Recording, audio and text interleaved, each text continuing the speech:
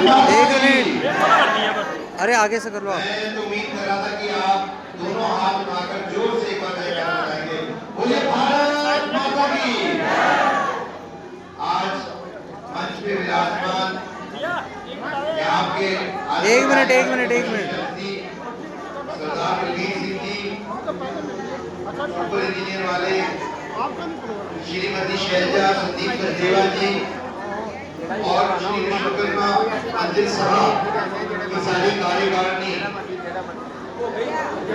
खासकर श्री रामपाल दीवान जी प्रधान, श्री रोशनलाल दीवान जी संरक्षक, श्री राम सिंह दीवान जी, आगे से मत जाओ। श्री ओम प्रकाश जी चेयरमैन, श्री गुरचरण दीवान जी महासचिव, श्री मोहन लाल मंटू जी कैशियर और साथ ही साथ अमरजीत सिंह जी दीवान भी प्रधान कोर्ट रोड से आए हुए हैं, उनका भी मैं नाम लेना चाहूँगा।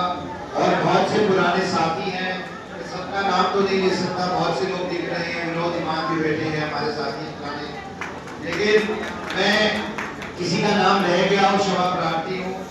लेकिन मैं आज के कार्यक्रम में खासकर भगवान विश्वकर्मा जी का जो आज का एक जयंती है उसमें उनकी शिक्षा की बात जरूर करना चाहूँगा। उनसे क्या सीखना चाहिए और कैसे सीखना चाहिए, खासकर युवा पीढ़ी को उनकी बात करना चाहूँगा।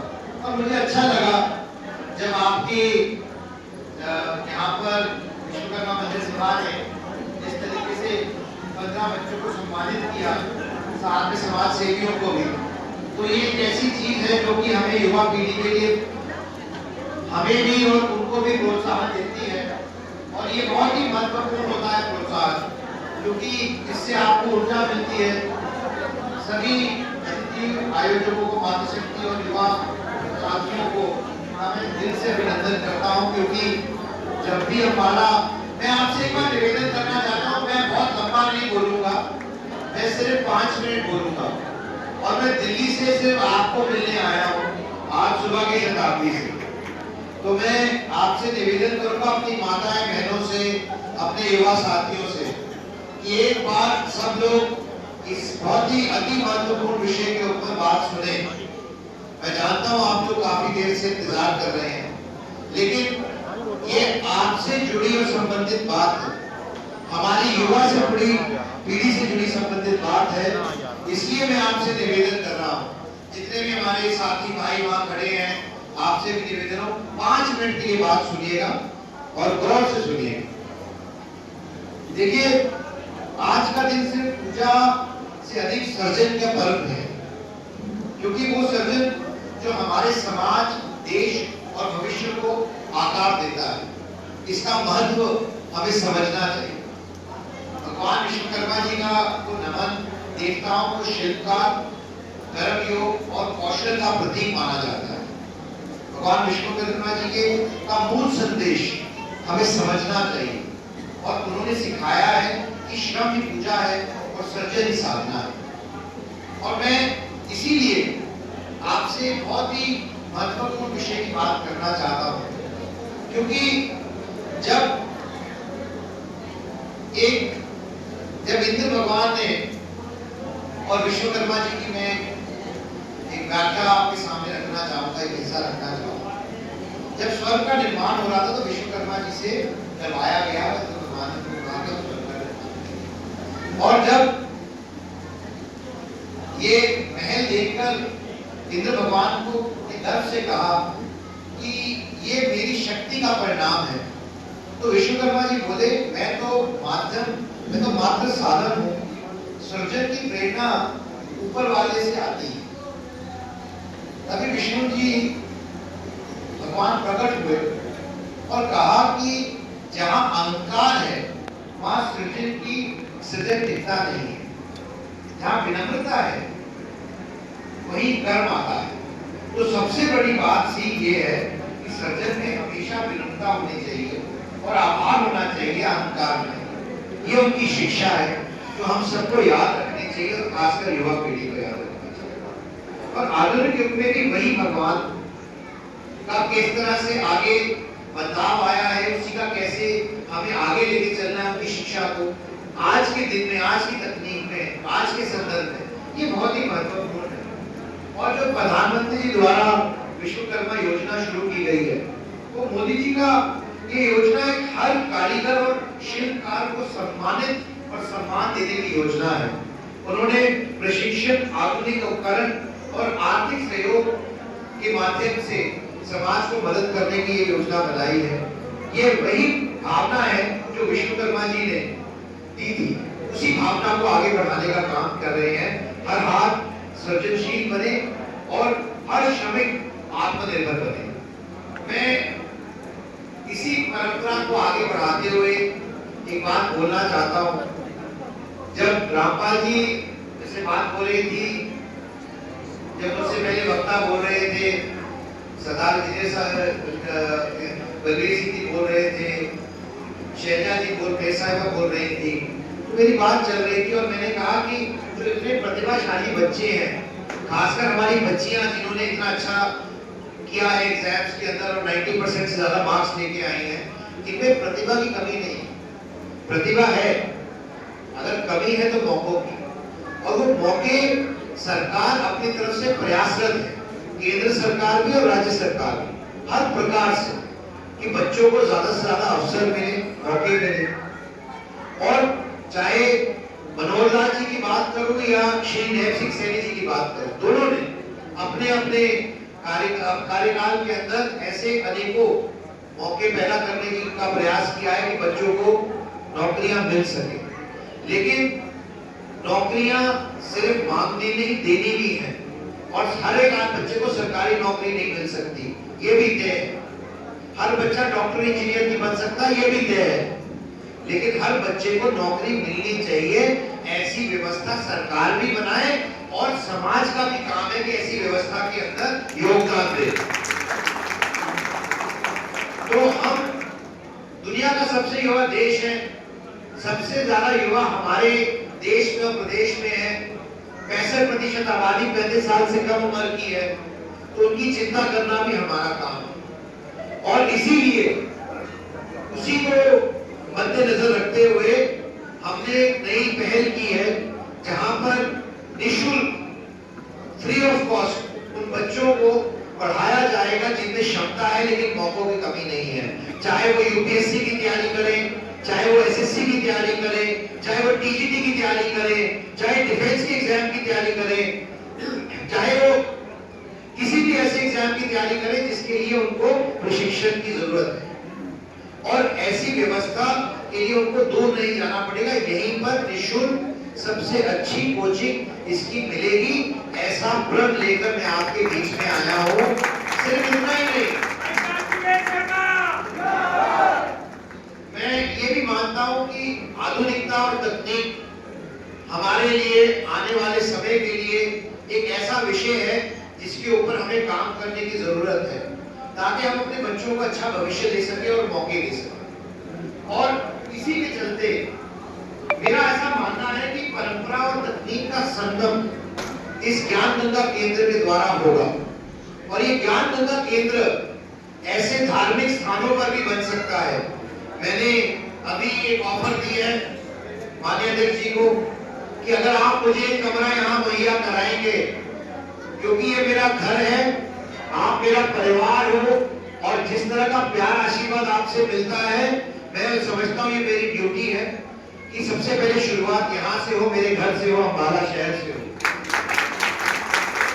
और मैं आपसे निवेदन करता हूँ, और अम्बाला के लिए कोई लिमिट नहीं है, जितनी स्मार्ट क्लासेस चाहिए उतनी मिलेंगी।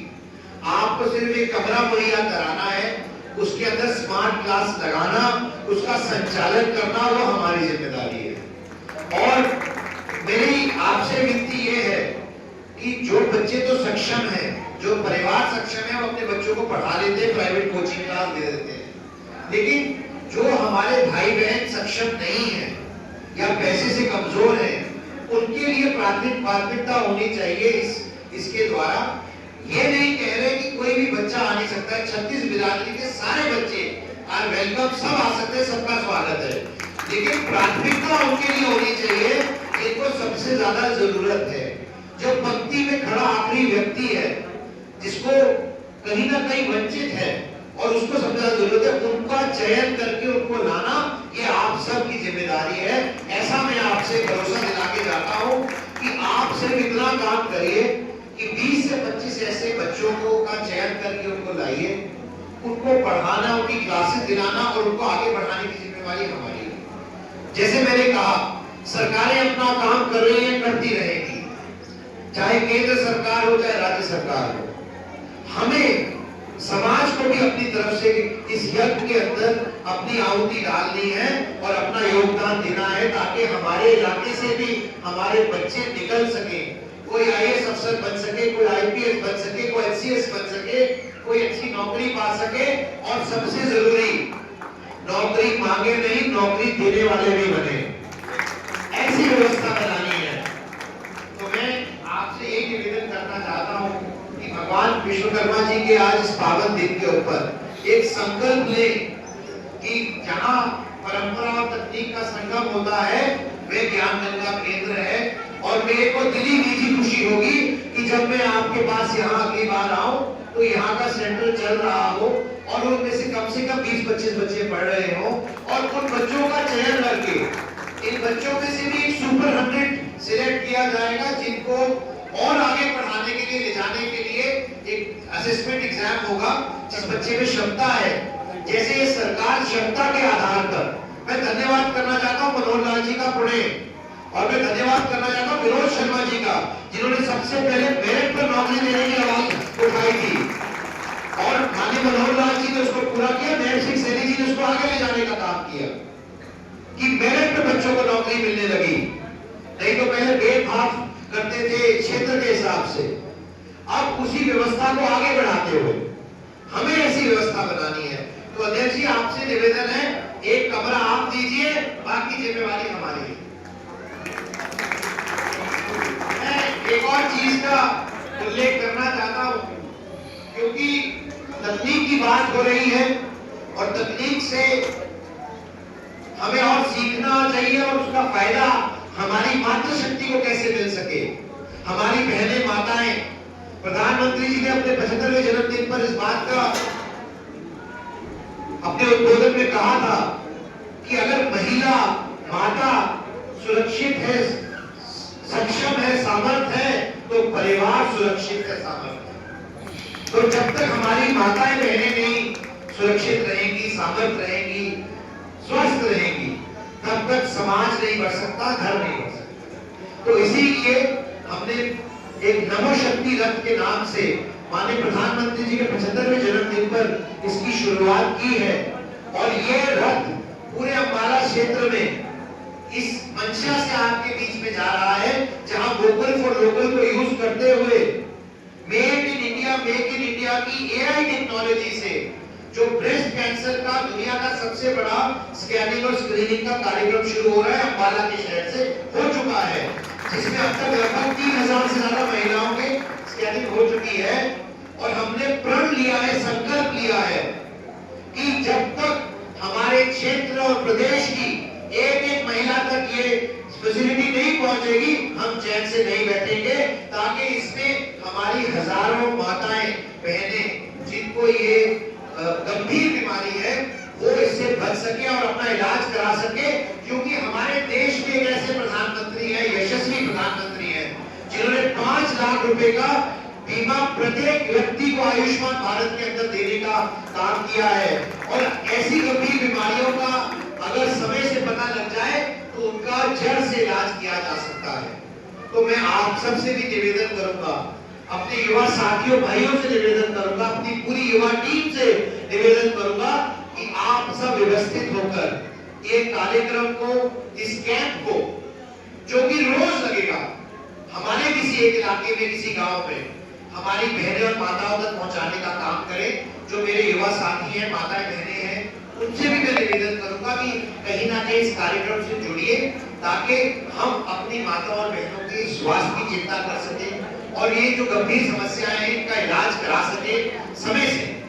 अगर समय पे इनका इलाज हुए, क्योंकि मैं खुद भुगत भोगी रह चुका हूँ, मेरी बड़ी बहन को भी ये दिक्कत थी, वो भी डॉक्टर थी, तो इसका बीमारी का पता नहीं लगता है। अगर इसका सही समय पे पता लग जाए तो हमारी हजारों लाखों बहनों के जान बच सकती है, माताओं की जान बच सकती है। ये निवेदन मैं आप सबसे करके जा रहा हूँ आज के इस पावन दिन के ऊपर। ये दो कार्यक्रम कि मैं अपने घर में आया हूँ, अपने परिवार में आया हूँ और अपने लोगों से अपील करना चाहता हूँ अपने परिवार से कि दोनों कार्यक्रम के अंदर बढ़ चढ़ के हिस्सा लीजिए ताकि हम अपना जो दायित्व बनता है वो पूरा कर सके। बहुत बहुत धन्यवाद। उन्हें भगवान विष्णु